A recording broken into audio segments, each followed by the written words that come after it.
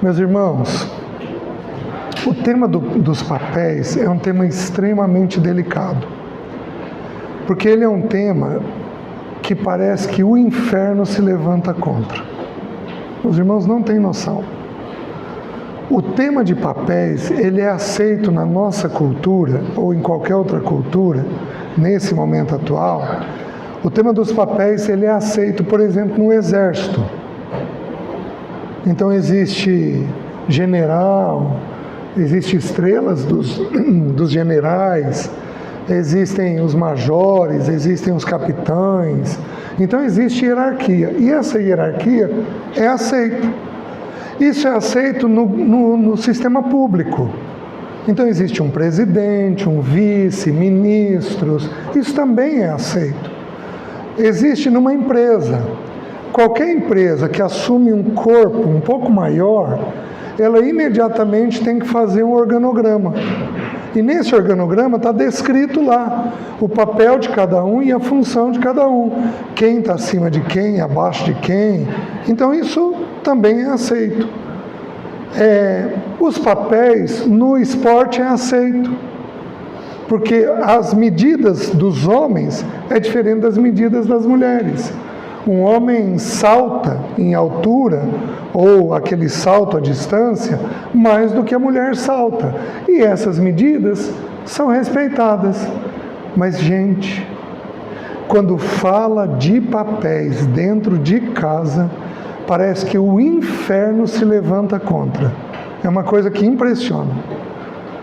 Eu, por exemplo, tive essa noite uma noite muito difícil. Mas o que não é habitual, e eu sei que está ligado à mensagem de hoje, a respeito de papéis. Porque Satanás, ele não quer que papéis sejam definidos. Por quê? Porque nas Escrituras, o que define sexualidade são papéis. Então, assim, há um ataque violentíssimo quando nós tentamos definir esses papéis. E aí, eu vou contrariar um pouco a ordem das Escrituras, mas eu vou aproveitar o Espírito que está entre nós. Porque nas Escrituras, por algum motivo que eu não sei explicar, Deus começa sempre com a parte mais frágil. Então, por exemplo, para definir os papéis, Deus chamou primeiro Eva, depois chamou Adão. Em Efésios, primeiro é descrito o papel da mulher. E vós mulheres, sede submissas ao vosso marido no temor de Cristo. Então, primeiro é descrito a mulher, depois é descrito o homem. E vós, maridos, amai a vossa mulher. Então, assim, por algum motivo, no próprio texto de Efésios, ele vai falar primeiro dos filhos, obedecei aos vossos pais no Senhor. Depois para falar dos pais, e vós pais não irriteis os vossos filhos. Aliás, estou considerando aqui, a gente ora por isso, mas talvez ano que vem pudéssemos falar sobre educação de filhos. Tirar um encontro todo a respeito disso, porque dá muita pergunta, muita. E aí a gente vai abrindo, vai tentando esclarecer, responder as perguntas, né? Mas temos que orar por isso, porque para falar de filhos, nós temos que falar do papel da mãe, do papel da mulher, né? Para fazer uma coisa bem feita, né? Então, assim, ao tratar, Deus sempre começa com o homem, mas para descrever os papéis, Deus começa com a parte mais frágil. Se alguém tiver alguma resposta para isso depois, eu estou aberto a sugestões, porque eu ainda não consegui entender essa mentalidade de Deus, certo? Vamos para Gênesis. Gênesis é a base. Gênesis capítulo 3. No capítulo 2, versículo 18... Gênesis 2:18, Deus definiu um papel da mulher. Então, indiretamente, nós temos um papel do homem descrito aqui. Porque Deus falou assim, disse mais o Senhor Deus, não é bom que o homem esteja só, far-lhe-ei uma auxiliadora que lhe seja idônea. Só que aqui eu preciso explicar algo para os irmãos. É muito comum em igrejas um pouco mais avivadas, que usam o tema da autoridade de um jeito errado, que pregam esse tema de um jeito errado. Não há, diante de Deus, diferença de homem e de mulher. Não há. 1 Coríntios capítulo 10 é um texto importante, capítulo 11 é um texto importante que nós não vamos abrir, eu só vou mencionar, mas depois vocês podem ler o capítulo lá para entender. Ele vai dizer assim, que primeiro foi formado o homem, porque o homem é a glória de Deus. E depois foi formada a mulher, porque a mulher é a glória do homem, o texto bíblico está dizendo. Se eu olhar só isso, parece o quê? Que o homem está 2 degraus acima da mulher, porque nós somos a glória de Deus, e vocês são a nossa glória, porque nós fomos feitos à imagem e semelhança de Deus, porém vocês foram feitas de nós, da nossa costela, de algo nosso. Então, aparentemente, dá para dizer que o homem está acima. Só que aí o texto bíblico continua e diz assim, porém, o homem nasce da mulher. E assim todos são iguais. Então o texto bíblico esclarece que diante de Deus não há distinção de valor. Não existe distinção de valor. Uma mulher pode, e sendo possível, ela deve ser tão crente, se não mais que um homem. Aliás, no nosso lar, quem lê mais a Bíblia? Quem ora mais? Se a gente quer ser cabeça, tem algo errado. Faz sentido? Então, a nível de intimidade com Deus, não há distinção do homem e da mulher. Não existe. O Senhor Jesus, no ministério dele, recuperou mulheres. Gente, é impressionante. Você lê a genealogia do Senhor, existe uma Raabe. Gente, o Senhor é 3 vezes santo. Você colocaria uma prostituta na ascendência do Senhor? Não daria para colocar, aparentemente. Vocês estão entendendo? Mas o Senhor o fez. Por quê? Porque o Senhor já estava em Mateus mostrando que Ele recupera a dignidade da mulher. O Senhor, por exemplo, ele parou no poço com uma samaritana, o que era um escândalo para o judeu. Tanto que os discípulos, quando chegam, dizem o quê? Não dizem, mas pensaram, mas o Senhor está sozinho conversando com uma mulher? Porque para o puro tudo é puro, mas para o impuro e descrente, nada é puro. Então o Senhor estava porque havia pureza nele e ele precisava recuperar uma mulher que até aquele momento já tinha tido 5 maridos e o que tinha presentemente não era marido. E essa mulher levou toda uma cidade, a cidade de Samaria, à conversão. Porque ela foi e pregou sobre o Senhor. Então o Senhor Jesus, Ele recupera a mulher. Vocês estão entendendo?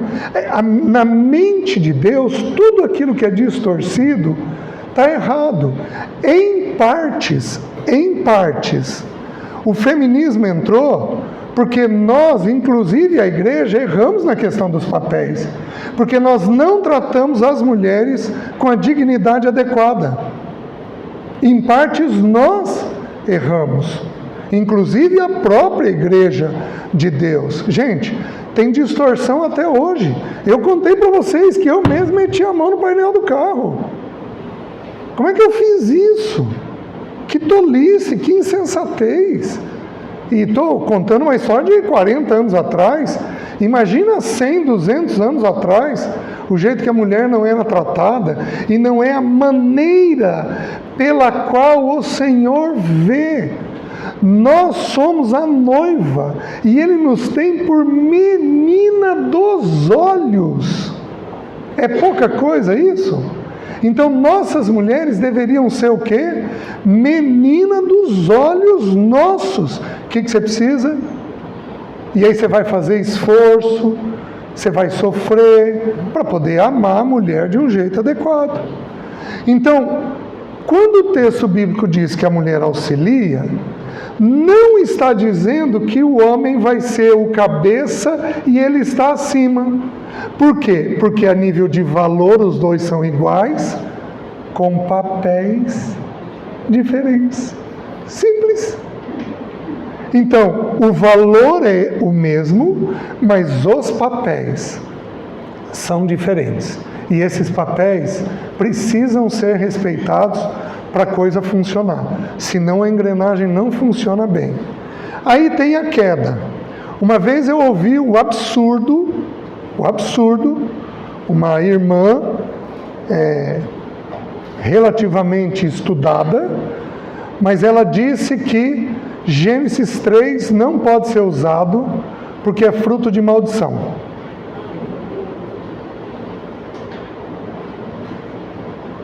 Eu falei, querida, então não cabe. Deixa eu te fazer uma pergunta. Você teve 2 filhos, você teve com dor de parto? Eu tive, César. Então a maldição predominou sobre você? Aí ela já não soube responder. Então, por que Deus estabeleceu padrões dentro da queda? Porque com a queda, aprove ao Senhor mudar a queda só na volta de Jesus. Então ele teve que dar instruções claras para nós de como é que o lar funcionaria. E aí ele abre em Gênesis 3, ele vai dizer, versículo 16, e a mulher disse, multiplicarei sobremodo os sofrimentos da tua gravidez, em meio a dores darás à luz filhos, o teu desejo será para o teu marido e ele te governará. Queridos, qual foi os papéis que Deus definiu para a mulher nesse versículo? Tão simples, todos os papéis estão ligados a pessoas. Porque o principal papel de uma mulher é gente. A mulher auxilia o marido e edifica o filho. O principal papel da mulher é gente. Agora, quando a gente estiver junto de novo, ao abrir o estudo das mulheres, eu vou provar para vocês em todos os textos, todos, sem exceção, de que o principal papel da mulher é gente. Jesus foi assistido pelos 12? Não. Por quem? Lucas 8:1. Por irmãs, por mulheres que acompanhavam o Senhor. Sabe por que o Senhor Jesus permitiu isso? Porque mulher enxerga o que homem não enxerga. Mulher, as irmãs que assistiram o Senhor, com certeza sussurraram no ouvido do Senhor: Senhor, tem um caso ali bem difícil. O Senhor não pode dar uma assistência? Os homens não tinham visto nada disso. Senhor, o Senhor está precisando comer. Já tem tantas horas que o Senhor não come. Vamos parar e vamos comer? Elas auxiliaram o Senhor. O Senhor Jesus era Deus, mas Ele também era homem. E como homem, Ele tinha reações próprias de homem. Ele precisava ser lembrado de comer, Ele precisava dormir, Ele precisava ser cuidado, Ele precisava tomar banho, Ele precisava trocar de roupa. E elas assistiram o Senhor em tudo isso. Então o principal papel da mulher é gente.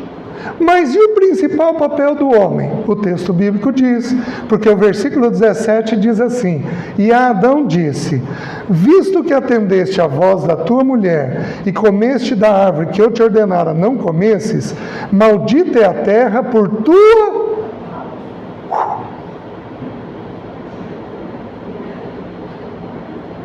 Homem, dependendo da decisão que você toma, tua terra é bendita ou é... Isso não é pouca coisa não, gente. Isso não é pouca coisa. Em fadigas obterás dela o sustento durante os dias de tua vida. Ela também produzirá cardos e abrolhos, e tu comerás a erva do campo.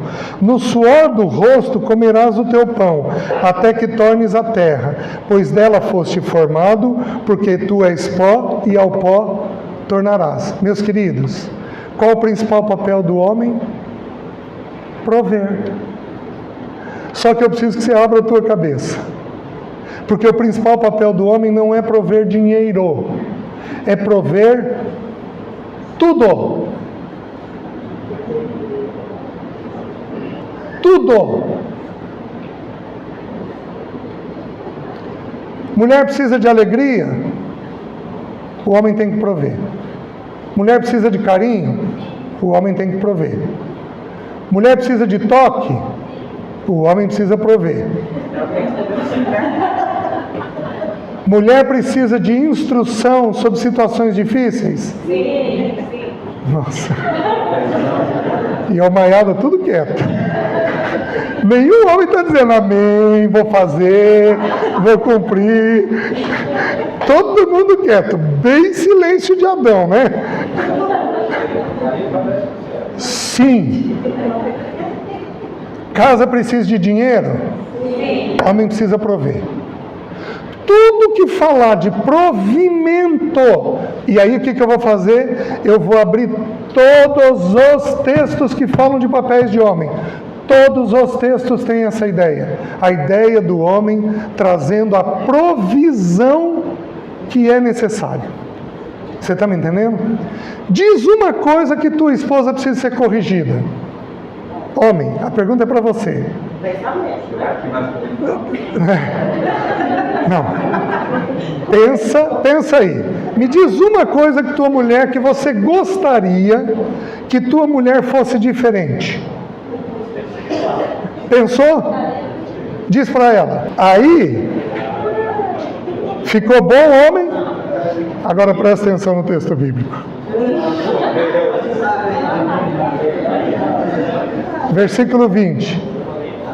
E deu o homem o nome de Eva, sua mulher, por ser a mãe de todos os seres vivos. Nome na Bíblia significa caráter. Quem que tem que formar o caráter da esposa? O homem. Então aquilo que você pediu que ela tem que ser, quem é que tem que produzir? O homem. Gente, eu sempre achei que ser mulher era difícil, por causa da dor de parto, até que eu entendi o que é o papel do homem. Gente, tudo que ocorre numa casa é responsabilidade nossa. Tudo. Teu cachorro está com problema, quem é que tem que resolver? Tudo está ligado ao homem. Salmo 128. Na sequência, é o primeiro texto que nos ensina a respeito do homem. O texto bíblico diz assim, Salmo 128. Bem-aventurado o homem que teme ao Senhor e anda nos seus caminhos. Do trabalho de tuas mãos comerás, feliz serás e tudo te irá bem. Como é que eu sei que o salmo é para o homem? Por causa do próximo versículo. Tua esposa, no interior de tua casa, será como a videira frutífera. Teus filhos, como rebentos da oliveira à roda de tua mesa. Eis como será abençoado o homem que teme ao Senhor. O Senhor te abençoe desde Sião, para que vejas a prosperidade de Jerusalém. Paz sobre e vejas os filhos de teus filhos. Paz sobre Israel. Por que esse texto é extremamente importante? Porque ele define a ordem, não a importância. Ele define a ordem pela qual o Espírito Santo vai ordenando a vida de um homem. Existe uma ordem que o Espírito Santo vai trabalhando a vida desse homem.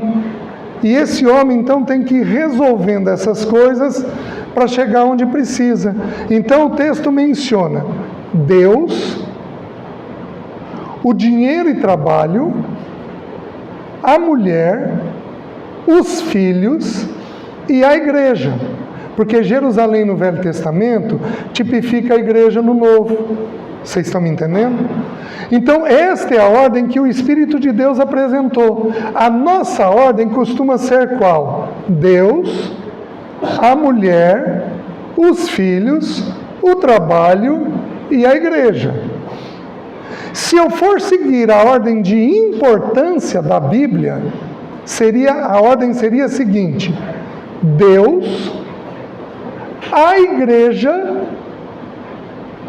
porque o Senhor falou, aquilo que meu Pai me deu é maior que tudo. Falou da igreja. A mulher, os filhos e o trabalho. Esta seria a ordem. Mas o Espírito Santo de Deus, ele define a maneira pela qual o Senhor vai ajustando as coisas dentro do nosso coração. Então ele colocou em primeiro lugar Deus. Só que ele colocou, bem-aventurado o homem que teme e anda. Porque, meus queridos, não basta temer. Nós precisamos também andar. Isso é uma coisa muito comum em homem. Homem ouve, mas não põe em prática com facilidade aquilo que está ouvindo. Então nós vamos ter que nos resolver com as lições que estão atrasadas. Se você não se resolver com as lições que estão atrasadas, você não consegue avançar. Eu vou contar um testemunho meu que os irmãos já devem ter ouvido, mas que eu acho que é importante nesse momento. Eu estava com uns 26, 28 anos, eu não me lembro exatamente. Não, eu tive o André com 26. E no acampamento o André não existia. Então eu estava com abaixo de 26 anos. Eu fui num acampamento de carnaval e da igreja que eu reunia, e era um acampamento evangelístico. A gente estava com o acampamento lotado, tinham 220 jovens. E eu ia pregar pela primeira vez para um grupo com uma pregação evangelística. E eu não sou evangelista. E aí meu coração apertou. E aí eu procurei a Deus, eu estava num momento muito bom com o Senhor, procurei a Deus, me dediquei. Eu fui dormir junto com os engradados de Coca-Cola, no barzinho que tinha lá, e ali os céus abriram. E ali aquele lugar virou a antessala do céu. E na segunda noite o Espírito Santo falou comigo: pega um papel e uma caneta e anota aí algumas coisas que eu quero que você trate. Você tem distorções na vida sexual. A única mulher que eu conheci foi a Leci. E depois de casado. Mas eu tinha muita fantasia e tinha problema com masturbação.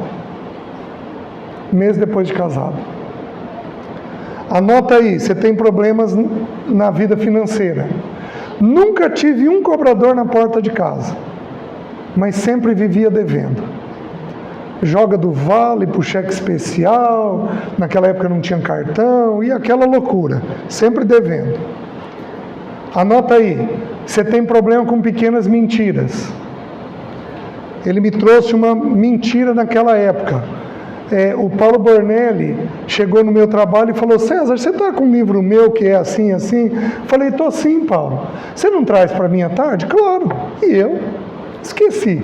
À tarde entra o Paulo Bornelli. Paulo, esqueci o livro em cima da mesa. Mentiras bestas que eu tinha dentro de mim. Mentira. Você tem problema por não gastar tempo suficiente comigo, e você tem problema de ser excessivamente bravo com os seus filhos. 5 pecados: sexo, dinheiro, mentira, braveza e não gastar tempo com o Senhor. E queridos, o acampamento foi uma bênção, para a glória do Senhor. Cheguei na terça-feira, olhei a Leci e falei, amanhã eu falo com ela. E esse amanhã passaram-se 1 ano e 4 meses. Tá bom. Fui num acampamento que eu, o Paulo, o irmão Alan e o Naaman preparamos para pastores. Nós fomos trabalhar pastores no meio de semana. E o irmão Alan estava pregando. Meus queridos, mas imagina uma palavra do alto. E ele pregando sobre nós sermos despenseiros de Deus. E aí ele estudou essa palavra despenseiros. Ó, estou vendo o quadro até hoje. Ele falou que o dispenseiro é o remador de baixo, naqueles navios escravos, e que nós somos escravos do Senhor, e que nós precisamos ser escravos por amor. E ele foi falando, e eu fui me quebrando. O que o Espírito Santo falou? Pega um papel e uma caneta. Anota aí. Você tem problema com o sexo, você tem problema com dinheiro, você tem problema com mentira, você tem problema com braveza e você tem problema por não gastar tempo comigo. Por que a mesma lista foi repetida? Meus queridos, por um motivo bem simples. Deus não nos passa para o segundo ano enquanto a gente não cumpre o primeiro. Deus não é o MEC. Passa. Toca. Lá a gente vê como é que resolve. Deus não é o MEC. Não aprendeu? Está com a lição pendente. O acampamento terminou numa quinta-feira. Cheguei em casa, tinha reunião de oração. Fui para a reunião de oração com a Leci. Chegou depois da reunião, falei, amanhã eu falo. E passaram-se mais 4 meses. Então já estamos com 12, com 8, 20 meses até agora. Um grupo de Londrina veio ministrar na igreja. E eu nunca tinha visto os irmãos. E aí, meus irmãos, eu já tinha tido na época da minha crise pensamento de morte, de me matar. E como eu estava em desobediência, o pensamento voltou. Eu não sou suicida, era pensamento. E o pensamento voltou. Está lá o irmão tocando teclado, para a reunião e diz assim, irmãos, tem algum irmão aqui que está tendo pensamento de morte? Eu queria que esse irmão viesse à frente para orar comigo. A igreja tinha um pastor e um presbítero. Quem que era o presbítero? Eu afundei na cadeira. Ele falou uma segunda vez. Ele falou uma terceira vez. Aí o irmão virou e falou, bom, irmãos, a palavra está entregue. Quando eu contei esse testemunho alguns anos mais tarde, uma irmã que estava sentada atrás de mim, nesta reunião, o Espírito Santo falou com ela, essa pessoa é o César, ore por ele. Tá bom. No dia seguinte, fui comer na casa do meu melhor amigo, Solano. O Solano vira e diz, César, essa noite, a noite da reunião anterior, esta noite, sonhei com você. Quando ele falou isso, me gelou a espinha dorsal. Estou em culpa? Solano, o que você sonhou? Gente, olha, isso não é Deus falando. César, eu sonhei que eu e você estávamos numa guerra e que você morria. Só que o curioso, César, e eu não soube entender, é que a bala entrava pela sua boca.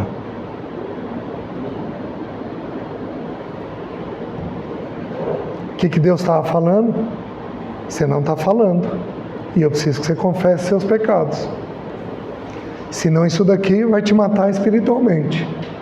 Queridos, cheguei em casa, olhei a Leci e falei, amanhã eu falo.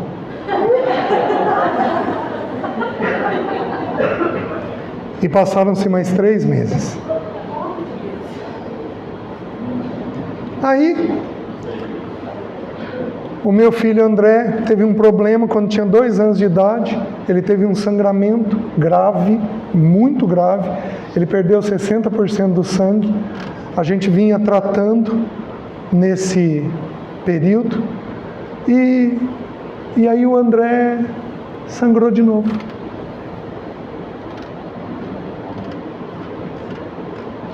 Quando o André sangrou, eu sabia o que Deus estava falando comigo. Liguei para o irmão da igreja. Paulo, você não vem aqui para ungir o André? César, estou com você o dia inteiro na cabeça. Está tudo bem? Falei, irmão, vem, ora pelo André, ora por mim. Aí ele veio, ungiu o André, orou por mim e foi embora. Quando ele fez isso, eu falei, Leci, senta aqui. E eu levei um pouco mais de 3 meses para conseguir abrir tudo.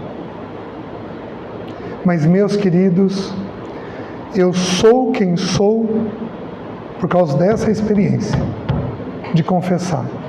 Porque a Bíblia diz assim: confessai, pois, as vossas faltas uns aos outros, e orai uns pelos outros, para serdes curados. Homem, não basta temer, tem que andar. Você tem que praticar aquilo que você tem ouvido.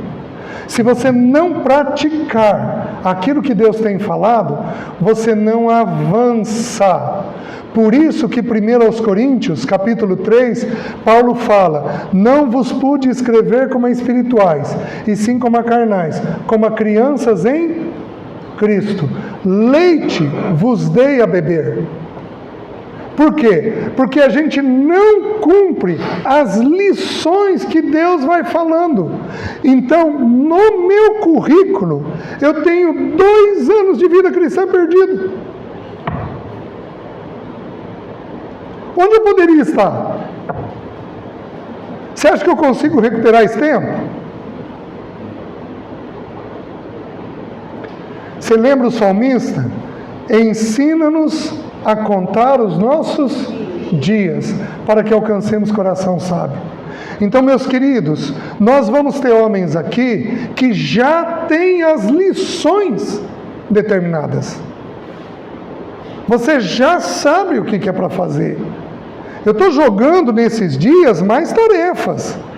Algumas o Espírito Santo destacou para você, é para você cumprir.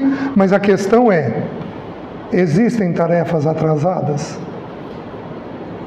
Se existirem, nós temos que resolver. Os irmãos estão entendendo? Aí eu vou fazer o seguinte, uma coisa que foge um pouquinho do protocolo nosso.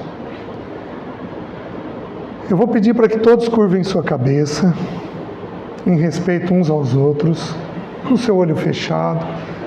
E eu vou pedir que aqueles homens que entendem que precisam pôr coisas em ordem na sua vida, se coloquem de pé, por favor, porque eu quero orar com você. Amém, amém, amém, amém.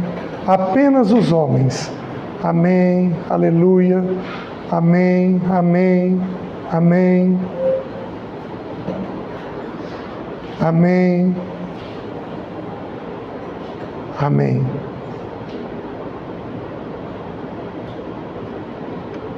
Senhor, estamos diante de Ti com temor, porque nós não queremos atrasar a Tua obra em nós, nem na nossa casa. Nós não queremos. Tem misericórdia de nós e nos dá a coragem necessária para avançar. Tira de nós o espírito de timidez, o espírito de covardia, e ajuda-nos a obedecer ao Senhor, para que o Teu bom nome seja glorificado nas nossas vidas.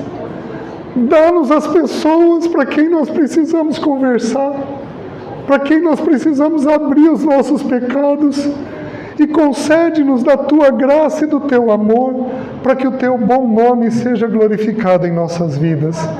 Faz isso, nós oramos, em nome de Jesus. Amém. Podem sentar.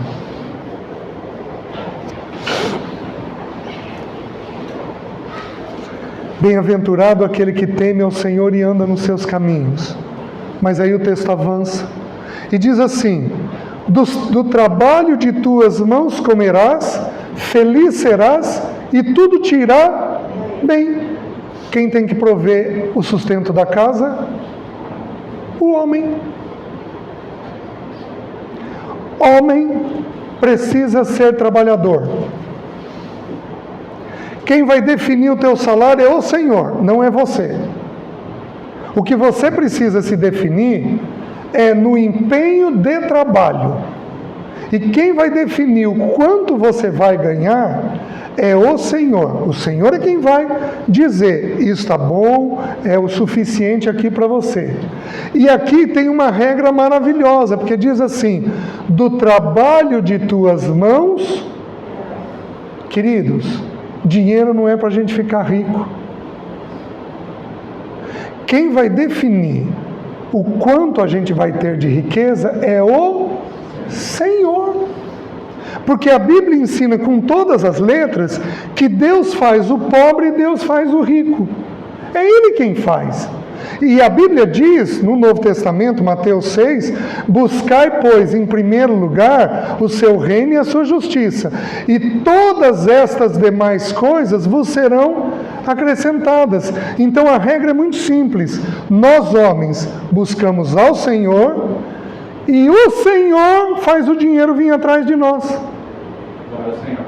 Simples. Então, dinheiro é um tema que nós vamos ter que saber lidar. Dinheiro e trabalho. Eu estou num momento na carreira cristã que eu estou estudando quais são os impedimentos para um casamento. Tem gente que não deveria casar. Vou te dar 3 condições para uma pessoa não casar: um homem que não é trabalhador, uma mulher que é muito destemperada, pessoas que não assumem seus papéis, tem mais, não 3, gente que é descontrolada sexualmente e trai sistematicamente, não deveria casar, porque vai ferir demais os seus, e gente egoísta. Gente egoísta também não cabe para o casamento, porque o casamento ele impõe um amor outro-centrado e não autocentrado. Então essas pessoas não deveriam casar. O homem, ele precisa ter essa atitude do trabalho e de lidar bem com o dinheiro. Deixa eu explicar para os irmãos o porquê. A próxima tarefa da mulher, do homem, é a mulher, certo? Versículo 3 vai começar com a mulher. Então segue o meu raciocínio. Se um homem for avarento, ele percebe a mulher? Não. Se um homem for gastão, perdulário, ele põe a família em risco? Põe, porque ele vai dever. Então ele tem que saber lidar com dinheiro. Se ele não souber lidar com dinheiro, e queridos, talvez alguns de nós aqui sejamos muito seguros. E olha, esse não é um tema fácil, porque dinheiro nos foi dado para ser usado. Nós temos que ter o equilíbrio entre guardar e usar. Então, quando eu comecei a ganhar um pouquinho mais de dinheiro, eu e a Alessia entramos numa crise. Por quê? Porque nós podemos ir almoçar num restaurante um pouco mais caro? Num quilo, um pouco mais caro? Mas e os missionários? Nossa, gente, que crise que foi aquilo? Da gente se ajustar. Até que o Espírito Santo falou ao meu coração e dela sobre vivermos dentro da verdade nossa. Se a verdade nossa era de X financeira, podíamos viver dentro daquilo, porque constituía verdade. Não deixamos de ofertar, não deixamos de fazer, mas aprendemos a usar o dinheiro também a nosso favor. Dinheiro é um tema delicado. Se você pender um pouquinho para a segurança, ele se torna um senhor teu. Você está me entendendo? Se você caminhar um pouquinho para o gasto, você vai endividar.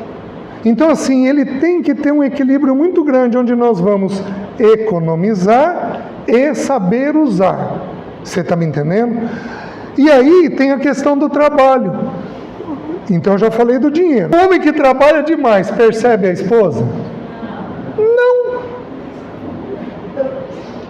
Porque a cabeça dele está ocupada com o trabalho. Mas um homem que trabalha de menos, põe a esposa numa situação difícil? Põe. Então o homem tem que ser resolvido com a questão do trabalho. Então presta atenção. Quando o Espírito Santo for começar a pôr em ordem as tuas coisas, a primeira coisa que ele vai fazer é ter um relacionamento com ele. Mas a segunda coisa que ele vai pôr em ordem é dinheiro e trabalho. É o que o texto bíblico está ensinando. Você está entendendo? Então você tem que prover equilíbrio entre estes dois temas. Equilíbrio entre esses dois temas. Aí então, nós vamos para a mulher. O homem consegue ir com plenitude e alegria para o coração da mulher. E aí diz assim: tua mulher, como a videira frutífera, tua esposa no interior de tua casa será como a videira frutífera. Então está usando um comparativo de que essa mulher é uma videira. Vamos entender o símbolo. A videira produz o quê? Uva. Uva produz o quê? Vinho. Vinho é símbolo do que na Bíblia? Essa mulher está de que jeito? Alegre. Essa mulher está alegre. Por quê?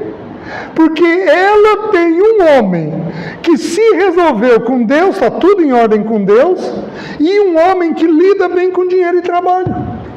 Isso dá segurança para a mulher, de tal maneira que ela está alegre dentro de casa.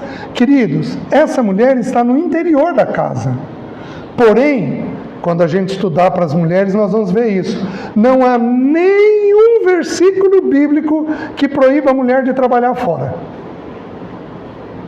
As mulheres não estão impedidas de trabalhar fora. O que as mulheres não podem é não amar o marido, não amar os filhos e não ser boa dona de casa.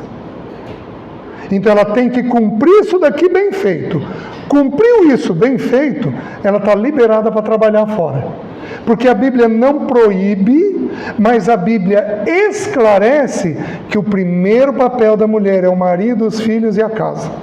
Então, mulher tem que ordenar a casa. E então, ela pode trabalhar fora. Vocês estão me entendendo? Você tem alguma dificuldade, homem, financeira? Põe teu joelho no chão. Gente, eu comecei na profissão há 40 anos atrás. Não tinha psicólogo. Só que psicólogo era tido por louco. Meus filhos dividiram um picolé.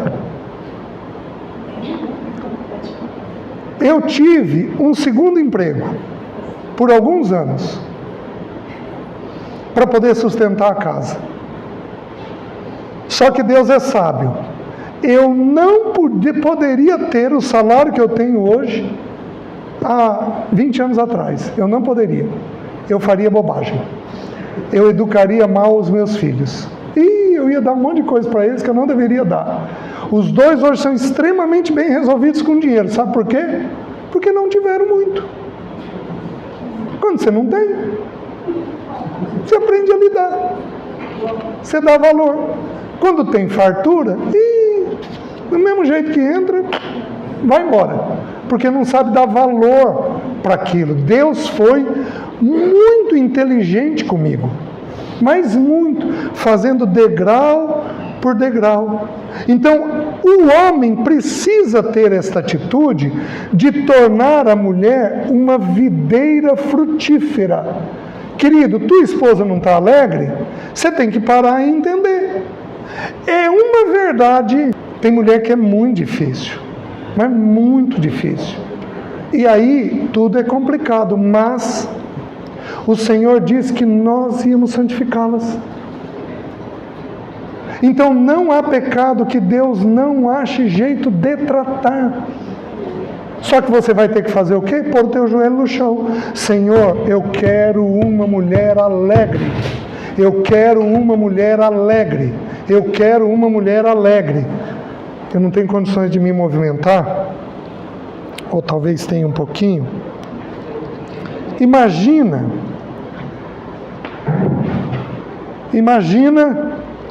que esse buraquinho aqui é o filho.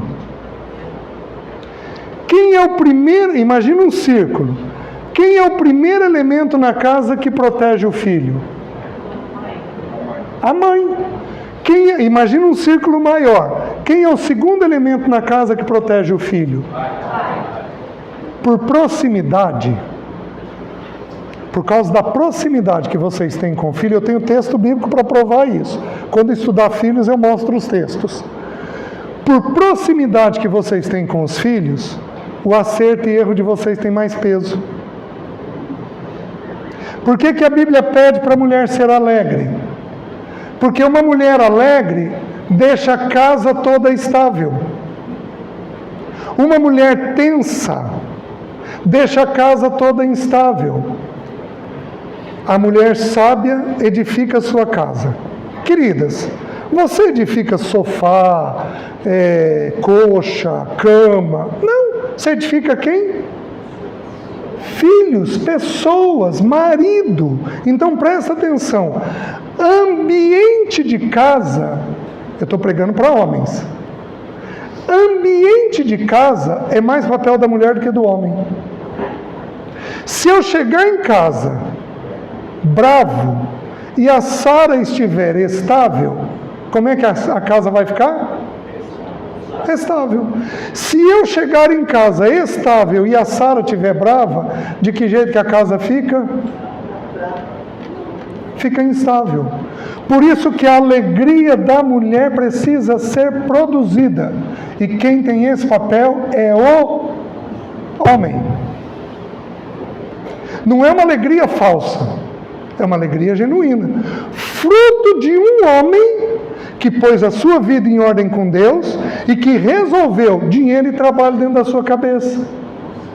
Vocês estão conseguindo entender? Aí eu tenho uma mulher alegre. Mas não só isso. O texto avança. O texto avança e a gente para onde?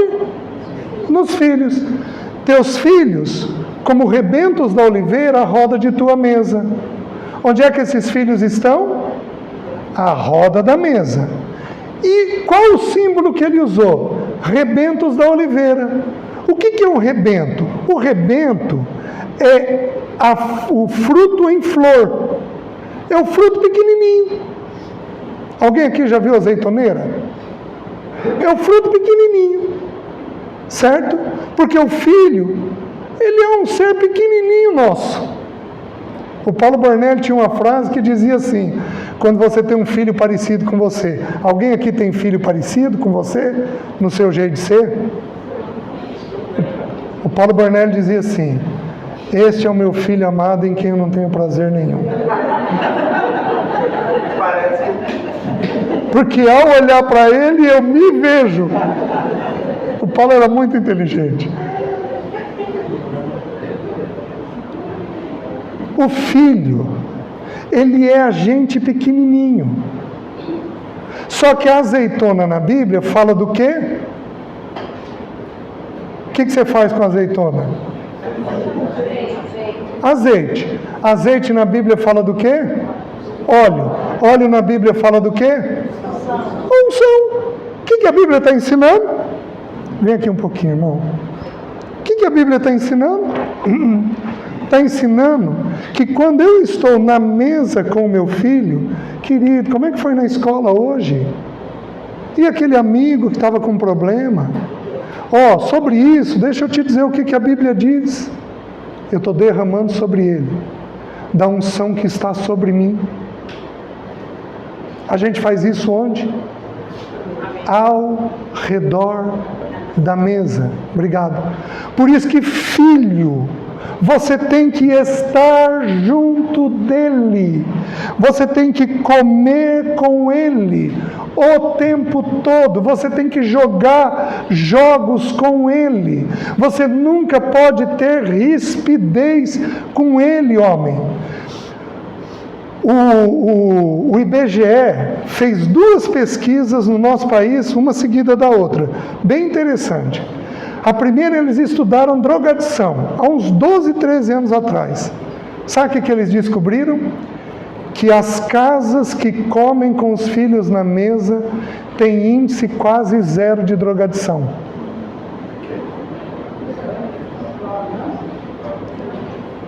De drogas, de problema com drogas. Gente, índice quase 0.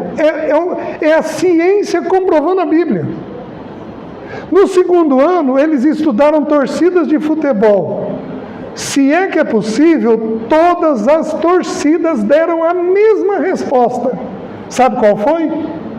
Eu participo desta torcida porque ela é para mim como uma família.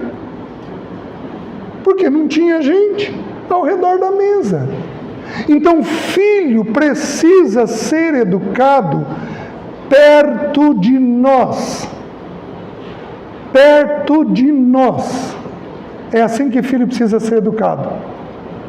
Então ele tem que estar na mesa, com boa conversa e com uma mãe alegre.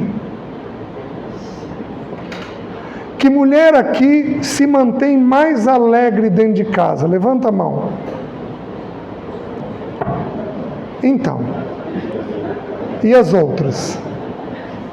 Nós temos que alcançar isso em todas nós. Só que quem vai fazer isso? Quem vai fazer isso são os maridos. E aí diz assim: eis como será abençoado o homem que teme ao Senhor. Deus, dinheiro e trabalho, mulher e filhos. Isso é bênção. Bênção não é dinheiro, não é patrimônio. Bênção é um lar estável. E aí então ele vai dizer: o Senhor te abençoe desde Sião, para que veja a prosperidade de Jerusalém. Sião, eu estive em Israel uma única vez. Sião é um termo muito amplo na Bíblia, porque pode se referir, em geral se refere ao Monte Sião, que é onde estava o palácio do governo de Davi. Então fala do palácio do rei, fala de um monte onde existe um rei. Mas Sião também pode representar uma região, como pode representar a igreja. Sião é uma palavra vasta. Então aqui ele vai mostrar que a bênção que vem sobre nós, o Senhor te abençoe desde Sião, desde esse monte do reino de Deus, para que você veja a prosperidade de Jerusalém, da igreja. Porque, meus queridos, a igreja é a soma de pessoas individuais, de famílias.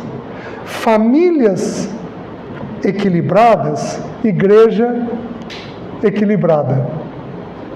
Famílias em desordem, igreja em desordem. Vocês estão entendendo? Então precisa ter uma família ordenada para que a igreja vá atingindo este padrão de também ser uma igreja ordenada. Muito bem, vamos mais. Abra em Romanos 13:8. Lá em Romanos 13:8 vai dizer assim: a ninguém deveis coisa alguma exceto o amor. Homem, se você deve, você precisa pagar. Não deva. De preferência, tente não ficar apertado financeiramente. De preferência. tente não ficar apertado financeiramente. Por quê? Porque Provérbios 22:7, os que estão anotando vão colocando aí, diz assim: o rico domina sobre o pobre, e o que toma emprestado é servo de quem empresta. Meus queridos, a Bíblia diz que aquele que pediu emprestado é servo. Ele não pensa em outra coisa a não ser na conta.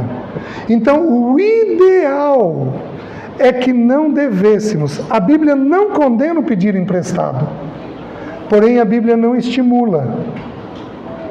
Então, se você, porventura, está devendo, a regra é o quê? Vende o que você tem. Simples. Vende o que você tem. Quando eu abri com a Alessi, que eu tinha dívida, eu devia 1 ano de salário.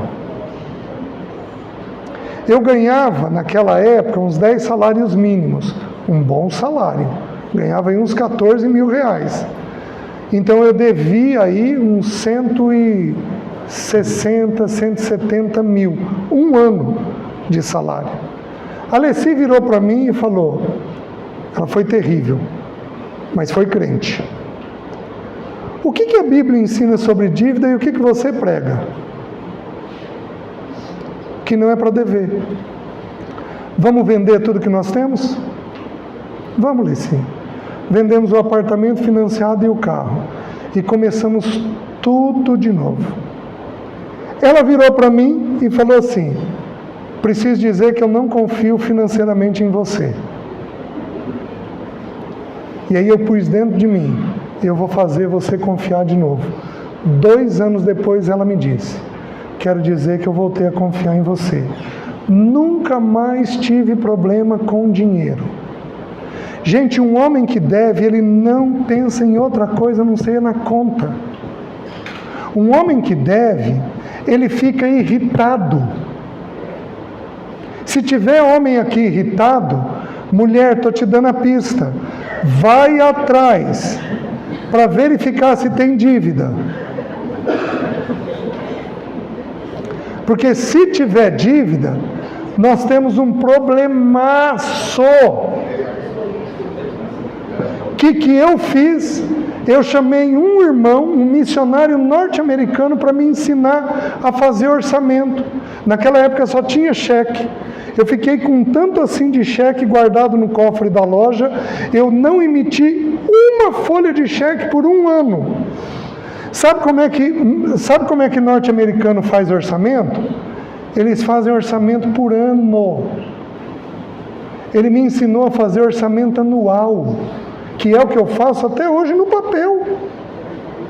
Até hoje eu faço no papel. Eu sei exatamente tudo que eu gasto. Tudo. Ele me ensinou, na época, eles não tinham e-mail, eles orçavam até selo de carta. Porque americano escreve muita carta. Eles orçavam tudo. Tudo. E eu aprendi a fazer orçamento dessa forma. Você tem uma dificuldade com dinheiro? Chame um irmão da igreja que lide bem com dinheiro. E pede para ele sentar com você e te ajudar. Se o seu parceiro, se a sua esposa for capaz, chama ela para te ajudar. Por que Deus não deu o dinheiro para a mulher? Presta atenção no que eu vou te ensinar. De um jeito bem simples. O dinheiro é um senhor. A mulher governa ou auxilia? Como é que Deus vai pegar um senhor e pôr na mão de quem não é o cabeça? Uma mulher pode até cuidar do orçamento, mas quem tem que dizer o que vai e o que não vai ser feito, quem tem que pensar o tema é o homem, porque mulher não tem estrutura para lidar com dinheiro, ela fica pesada. Você tem estrutura, o homem tem estrutura para lidar com dor? Gente, um homem gripado fica de que jeito? Um homem não lida com dor. Eu fiz uma pequena cirurgia, pequena, coisa simples. E aí o médico me deu um anti-inflamatório que me fez mal. Gente, Leci, eu estou morrendo, Leci, não pode. Será que deu algo errado na cirurgia, Leci? Leci põe meio no meu pé. Gente, a gente não vale nada. Por quê? Porque Deus falou para a mulher, em meio a dores. Quem lida com dor física é mulher, não é homem. Porém, Deus falou o que para o homem? No suor do teu rosto. Quem dá conta do peso financeiro é o homem. Está fazendo sentido para os irmãos? Então, se o homem não aprender a lidar com esse tema de um jeito adequado, ele se complica. E aí nós temos um outro problema. Tem homem que é guloso financeiramente. Ele quer tudo. Ele quer uma boa casa, ele quer um bom carro, ele quer uma boa TV, ele quer tudo. E não é errado desejar coisas. Só que olha o que a Bíblia diz, Provérbios 10, 22. A bênção do Senhor enriquece, e com ela não traz desgosto. Não toque num dinheiro que Deus não tem. Não busque um dinheiro que Deus não tem. Não busque. Não busque. Ai, apareceu essa sociedade. Põe o joelho no chão. Ai, apareceu aquele trabalho. Põe o joelho no chão. Ai, apareceu isso daqui. Põe o joelho no chão. Não busque uma coisa que Deus não tem para você. Por quê? Porque se você pegar o que Deus não tem, vai te dar problema. Não é abençoado. Qual uma prova disso? Uma prova disso é o maná. Porque o maná tipifica Cristo, mas o maná também tipifica o sustento. Eles tinham que pegar diariamente. Se eles pegassem uma porção maior, o que acabava? Cheirava mal e dava bicho. Se você entrar num negócio que Deus não tem, vai cheirar mal e vai dar bicho.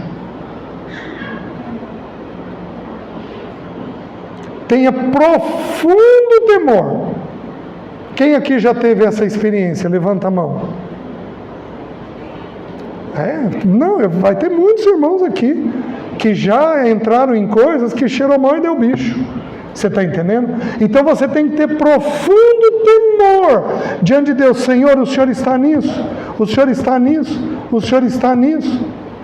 Queridos, o Senhor, Ele é um Deus de provisão em tudo. Em tudo. A Leci adoeceu. E eu tinha uma situação mais estável. Mas eu precisei parar de atender para acompanhar ela. Eu acompanhei em tudo. No primeiro mês, que foi mês de exames, eu perdi muitas sessões. Um irmão me fez uma oferta que deu R$5 a mais de tudo que eu tinha perdido.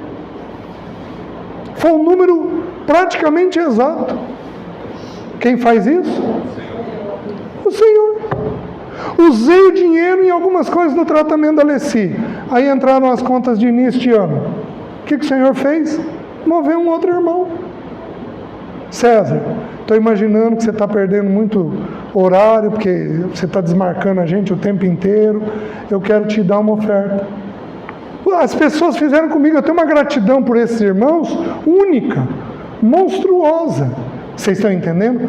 Deus provê o que você tem necessidade. Deus provê o que você tem necessidade.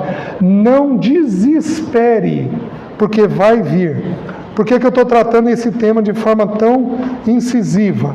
Porque, queridos, esse tema é um complicador na vida dos homens. Certo? Aí vamos avançando.